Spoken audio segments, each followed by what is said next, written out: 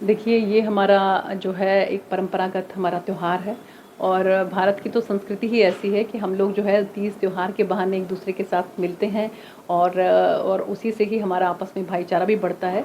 तो मैं आपके माध्यम से समस्त देशवासियों को, प्रदेशवासियों को और सिरसा लोकसभा के सभी वासियों को रक्षाबंधन की बहुत बहुत शुभकामनाएं देती हूँ।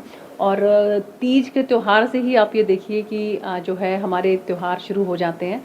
और माननीय मुख्यमंत्री नायब सिंह सैनी जी ने अपने घर पर जिस तरह से तीज का कार्यक्रम रखा और उसके बाद आज रक्षाबंधन है, तो मेरा सौभाग्य है कि जो भी हमारे भाई बंधु यहाँ पर मेरे पास आए और उन सबको मैंने राखी बांधी और इस त्यौहार को मनाया।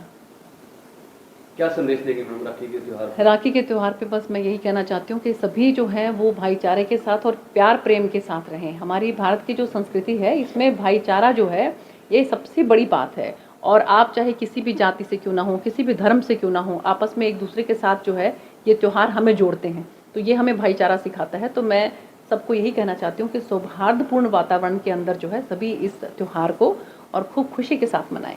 सिरसा में कार्यकर्ता के रूप में आपके भाई हैं, उनकी इच्छा है कि उनकी बहन चुनाव लड़े, विधानसभा का चुनाव लड़े।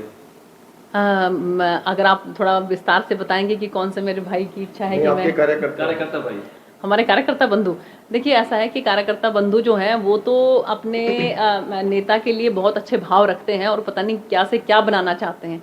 लेकिन हम एक संगठन के अंदर जो है डिसिप्लिन कार्यकर्ता के रूप में हम ये सोचते हैं कि जो भी संगठन जिम्मेवारी हमें देगा तो वो हम जो है भली भांति निभाएंगे। पार्टी आपको चुनाव लड़वाना चाहती है तो आप कौन सी जगह प्रेफर करेंगे? देखिए, वो भी पार्टी अगर चुनाव लड़वाना चाहती है तो पार्टी ही निर्णय करेगी, पार्टी ही डिसाइड करेगी कि कहाँ से जो है चुनाव लड़वाना चाहिए। और अगर पार्टी चुनाव लड़वाना चाहेगी तो पार्टी जहाँ से भी मुझे जो है वो टिकट देगी तो मैं वहाँ से चुनाव लड़ लूँगी। सिर्फ कार्यकर्ता ही नहीं, पूर्व मुख्यमंत्री मनोहर लाल खट्टर ने भी रानिया में कहा था कि आपको चंडीगढ़ के लेके जाया जाएगा। जी जी। तो क्या आपकी तैयारी है चंडीगढ़ जाने की विधानसभा के?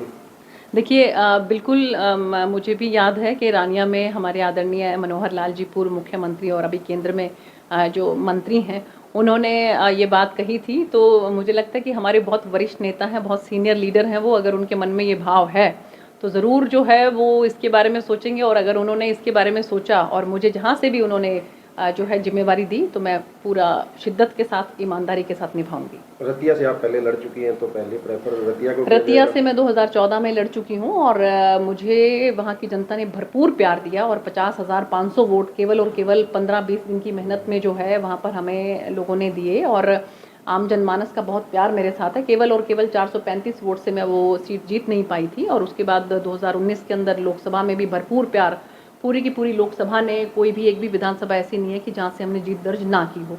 तो अभी क्योंकि विधानसभा चुनाव बिल्कुल नज़दीक है तो जैसा मैंने आपको कहा कि संगठन जो भी निर्णय लेगा, जहाँ से भी मुझे जो है अगर चुनाव लड़ने के लिए कहेगा तो मैं बिल्कुल लड़ूंगी। मैम, आप 3 लाख से ज़्यादा वोटों से जीते थे और इस बार एक बड़ी हार हुई है, क्या कारण देखते हैं आप?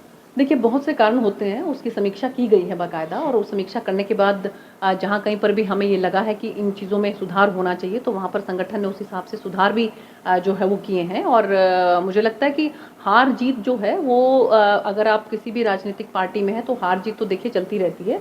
और लेकिन हमें जीत से जो है वो इतराना नहीं चाहिए और हार से जो है वो सीखना चाहिए कुछ ना कुछ। और यही भारतीय जनता पार्टी का जो नियम है कि जो है हम या तो जीतते हैं और या सीखते हैं। ठीक।